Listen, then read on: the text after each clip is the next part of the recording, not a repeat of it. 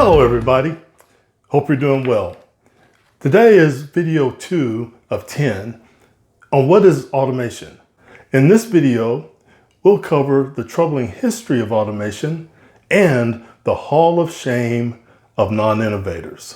So this video is for you if you are just beginning with automation, or you've already started automation and you're just kind of wondering, where do I go from here, or do I continue to pursue automation? So I will cover some history of automation, success in automation / innovation, talk a little bit about game changers. We'll also discuss failure to innovate. Automation and innovation can be traced back some 5,000 years or some large, huge number. It's been around a long time. The difference is that it just continues to evolve. So innovation looks different than what it did 5,000 years ago. Automation looks different because we have technology. For example, the Mayans automated water transportation using aqueducts. More recently, Henry Ford automated the automobile assembly line. He recognized that there was a standard process with common components, and he combined different technologies into, essentially it was a workflow, similar to what we do today with automation, create a workflow to ultimately create an end product. And as we look at enterprise automation, it's not new.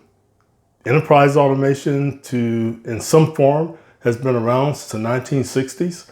And now it has evolved to what we call robotic process automation. Today, the focus is on intelligent automation, artificial intelligence, machine learning, etc. 90% of C-suite executives, they basically report that they have some form of artificial intelligence or intelligent automation in their organizations. So at the root of automation is innovation, and innovation is absolutely a game changer.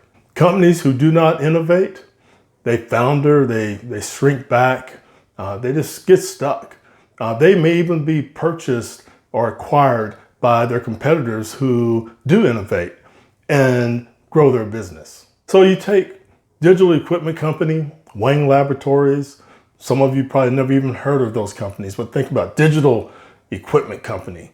That's a very powerful name and would work great in today's environment, but they no longer exist. They're no longer on the map because they failed to innovate. For that reason, they're definitely in the Hall of Shame of the non-innovators.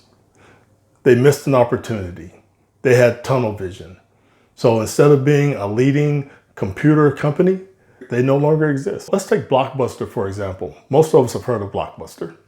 Blockbuster had an opportunity to either purchase or merge with or partner with Netflix.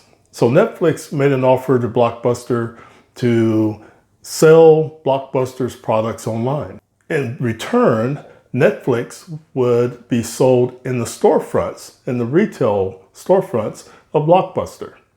The Blockbuster CEO thought that was ridiculous. So he turned down the deal, never made the deal. And today, what we know is that Blockbuster filed bankruptcy somewhere around 2010, and Netflix is a $28 billion business. So another example is Kodak.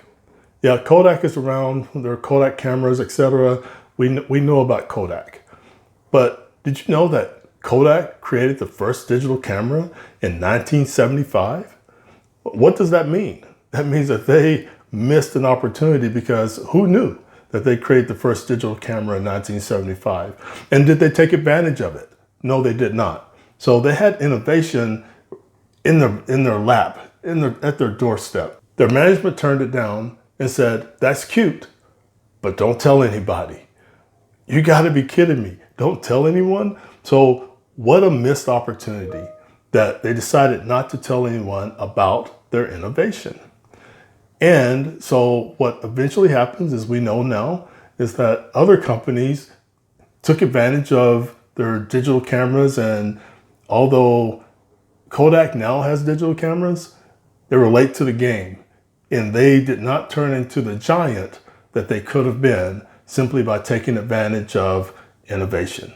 So what do non-innovators, those who have fallen into the Hall of Shame of non-innovators like Blockbuster and Kodak. What does that have to do with automation? Well, it actually has everything to do with automation because it's all about success. So when we think about that, we think about process automation at the enterprise level, we start thinking about business units and their success.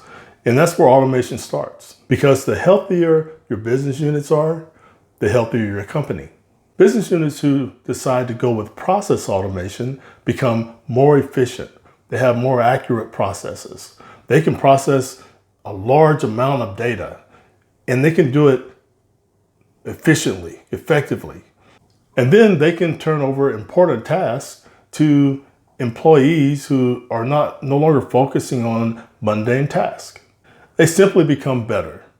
They become more competitive. And that definitely keeps companies out of the hall of shame of non-innovators. In this video, I covered the history of automation, success with automation, automation as a game changer, and what happens to businesses that fail to innovate. So next, in video 3 of 10, on what is automation, I'm gonna dive a little deeper into robotic process automation and intelligent automation. So subscribe, click the bell so you get notifications, and until then,